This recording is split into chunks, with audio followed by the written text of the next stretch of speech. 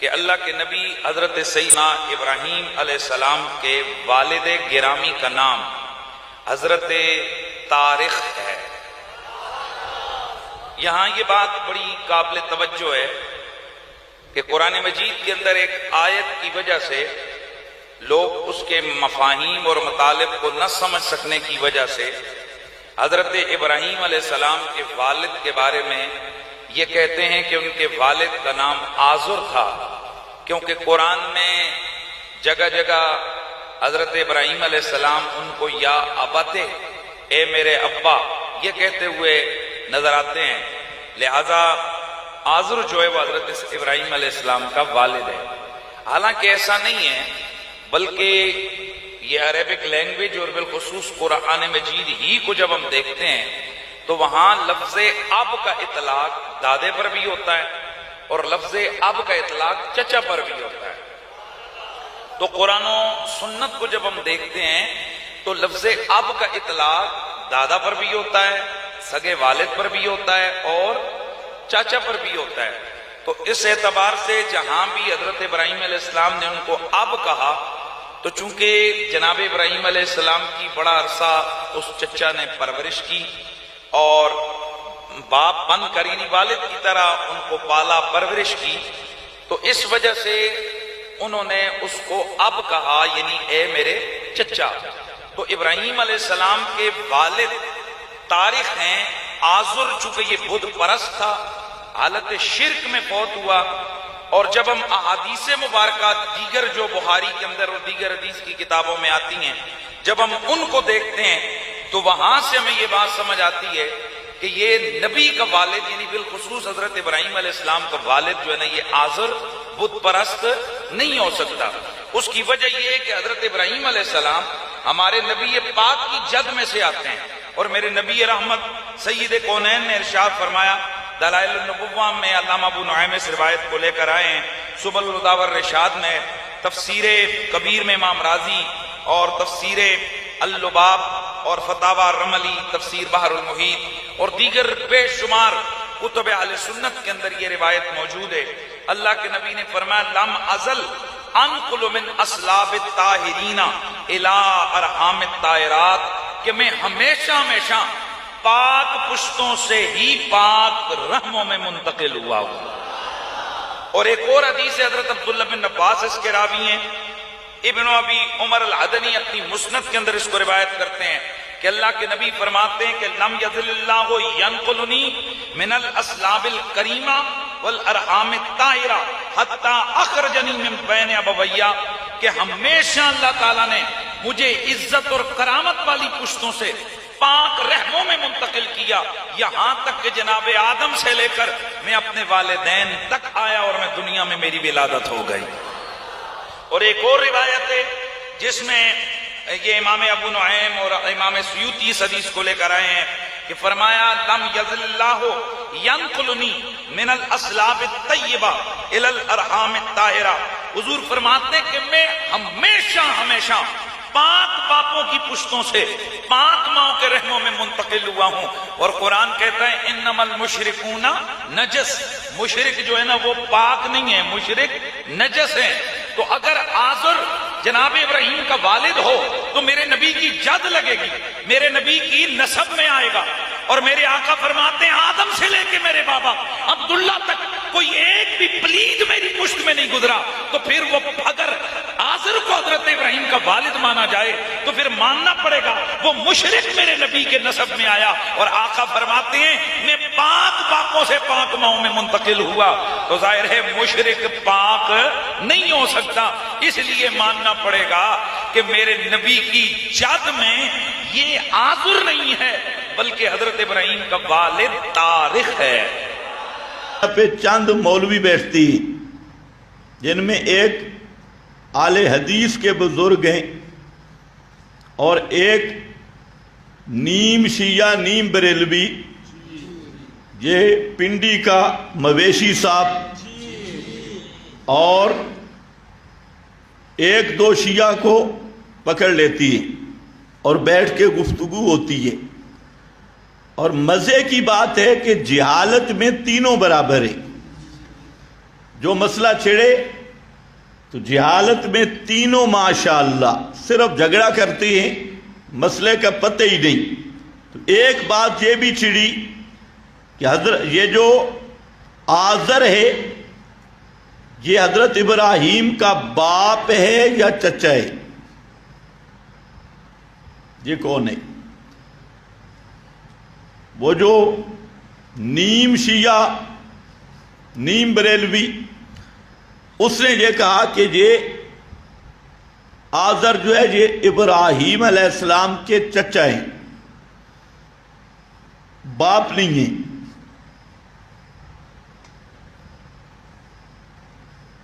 تو یاد رکھ لو یہ جہالت پہ مبنی بات ہے۔ اب کا حقیقی معنی باپ ہے، اور چچا کو عربی میں عام کہتے ہیں۔ عام قرآن کریم میں جہاں پر بھی تذکرہ آیا آزر کے حوالے سے لِأَبِيهِ آزر، یہاں لفظ اب آیا ہے۔ اب قانون یہ ہے کہ حقیقت سے مجاز کی طرف پھرنا، اب کا حقیقی معنی چھوڑ کر مجازی معنی لینا، تو سب سے پہلے تو حقیقت کا تعذر ثابت کرنا ہوگا۔ جب تک حقیقی معنی ممکن ہو مجاز کی طرف انتقال یہ جائز ہی نہیں۔ اور دوسرا اس پر قرینہ ضروری ہے کہ قرینہ کیا ہے؟ یہ دو چیزیں ضروری ہیں، جبکہ پورے قرآن میں کسی ایک مقام پر اشارہ تن بھی نہیں آیا عام کا لفظ یا عام کی بات۔ اس لیے احمد رضا خان نے بھی اپنے ترجمے میں جہاں باپ سے ترجمہ کیا، اسی طرح پیر کرم شاہ وغیرہ باپ سے ترجمہ کرتے ہیں۔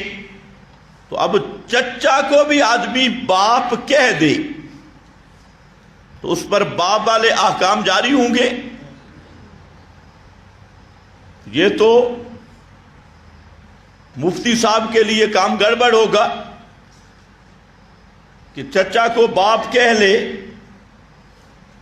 اور وہ سمجھے کہ میں اب اس کا باپ ہوں، اور جو چیز باپ کے لیے جائز ہے چچا بھی اپنے لیے جائز سمجھ لے، تو فقہی طور پہ مسائل پیدا ہوں گے یا نہیں ہوں گے مفتی صاحب کے لیے۔ اور مفتی صاحب کا چچا کوئی شیطانی کرے، مفتی صاحب کہے چچا جان یہ کیا ہے، تو چچا جان کہے بھئی تو نے تو مجھے باپ کہا ہے، تو باپ کے لیے اموں کا جائز ہے تو چچا کے لیے بھی جائز ہے۔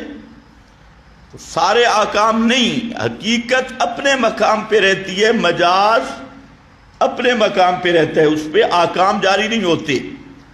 تو اس لیے یہاں پر ایک بات ذہن میں رکھو، اہل تشیع نے اصل میں اس پہ زور دیا اور بعض صوفیوں نے، ورنہ محققین علماء نے جہاں پر زبردست بحث کی کہ آزر کے دونوں نام آزر بھی ہے اور تارخ بھی ہے۔ تارخ اور آزر ایک ہی شخصیت کے دو نام ہیں، ایک نام ہے ایک لقب ہے، شخص ایک ہے۔ سیوطی صاحب کے رسائل میں بہت گپ شپ ہے، لیکن جلالین میں اس نے بھی کوشش کی ہے کہ جھوٹ سے بچ جاؤں۔ تو اسی طرح دیگر حضرات نے بھی، تو دھوکہ یہاں سے بعض کو ہو گیا کہ بعض مورخین نے لکھ دیا حضرت ابراہیم کے والد کا نام تارخ تھا،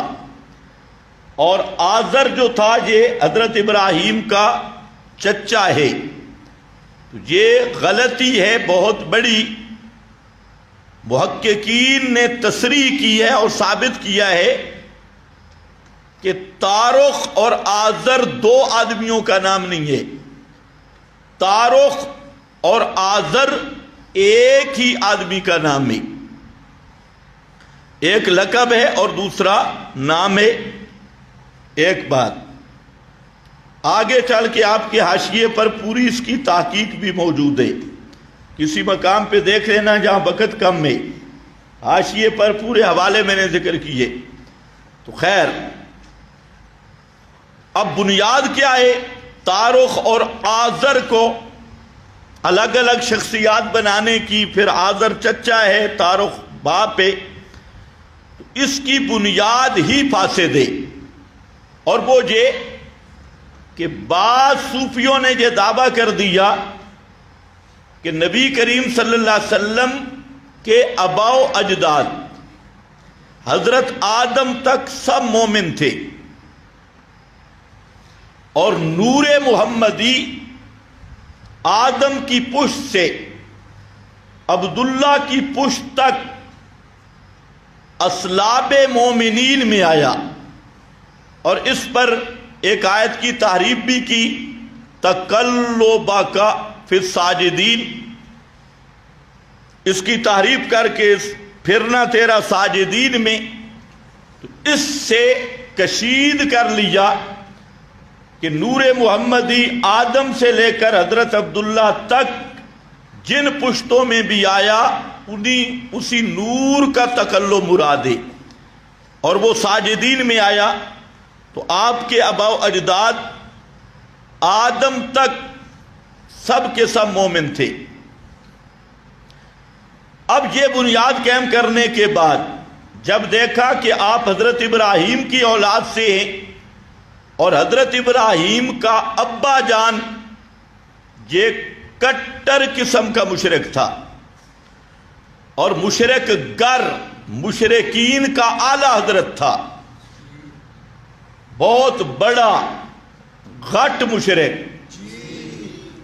تو اب یہ مسئلہ بن گیا ان کے لیے کہ اب کسی طریقہ سے حضرت ابراہیم کے باپ کے متعلق گفتگو کریں،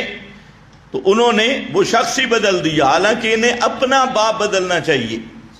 ان مولویوں کو، اور اپنا قبلہ درست کرنا چاہیے۔ تو خیر، بہرحال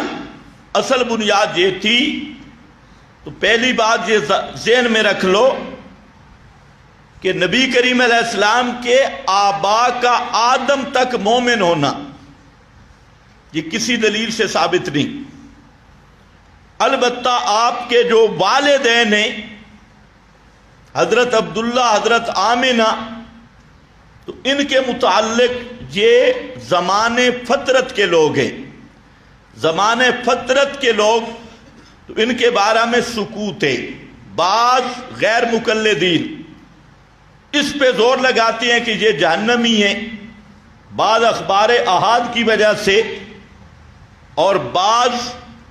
حضرات نے اس پہ رسائل لکھے کہ اللہ تعالیٰ نے ان کو زندہ کیا اور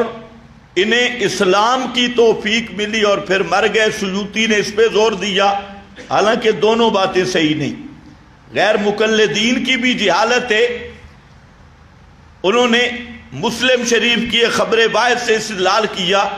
تو ایسے اصولی مسئلہ میں خبر واحد حجت ہی نہیں، چاہے وہ مسلم میں ہو